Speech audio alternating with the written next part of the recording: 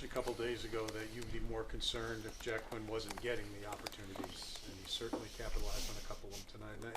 Nice. It has to be nice as a coach to see the puck go in. Yeah, it was nice. You know, you look at he had 3 great A's in New York. That goalie made a great save on one of them and just missed his mark. And tonight finally gets rewarded. And it's like I said, if those A chances are there and he's getting them, they'll start going in. And it was good to see. How big of a difference do you feel like he could make for this team when the puck's going in for him? He can make a big difference for sure. You know, you look at quality opportunities and putting teams away. He's had a lot of those quality opportunities to, you know, help, you know, get us that extra goal. He's been in good position. But it's like I said, they've gone in. Sometimes goal scorers go through a little stretch like that. But it was good. He's working hard. He's skating well. He's in on a good number of chances. So that's big for us. Josh Doan created that second goal just by, pure effort. Just what do you make of the hit he did out of that? I think you just nailed it. Pure effort. Just on the puck, relentless to take it away. Just an awesome job to get it, and then, you know, got rewarded by the other 2 guys end up putting it in the back of the net.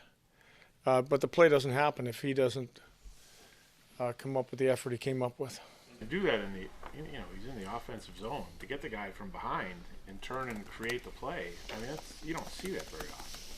No, but that's just determination. That's not quitting on a play. That's tracking back, getting under stick.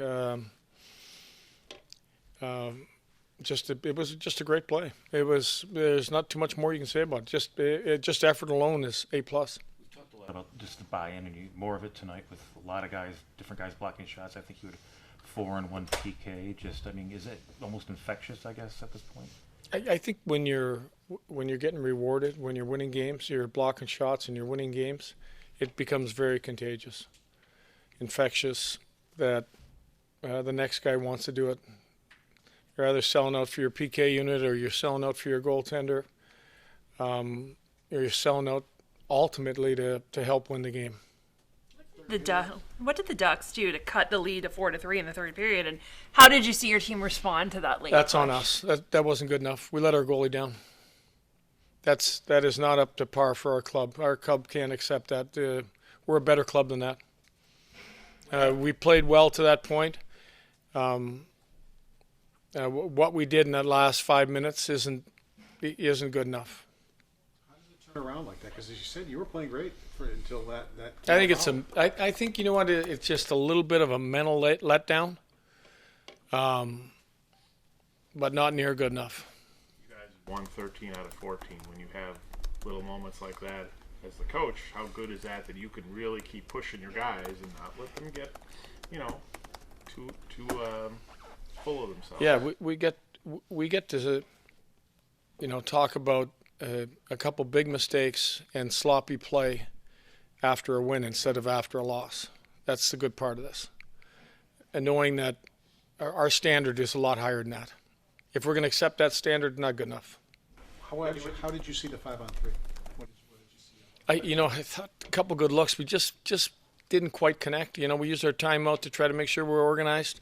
I thought Tomer's one shot, I think it hit a stick, but I thought we had a couple looks that we wanted to get. Maybe could have been.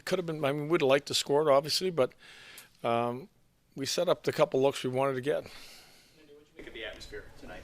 The atmosphere was great in here.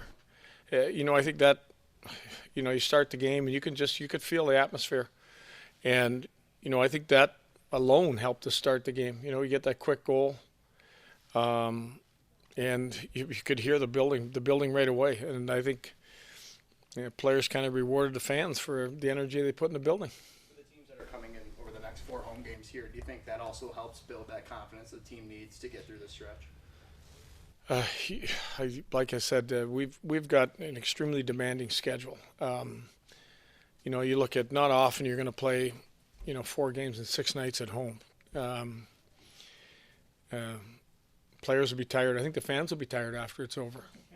Your practice tomorrow, will you be done in time for the Bills game? Yeah, we're going to organize that for sure. Thanks, Paul. Thanks for reminding me. I got it if I want it.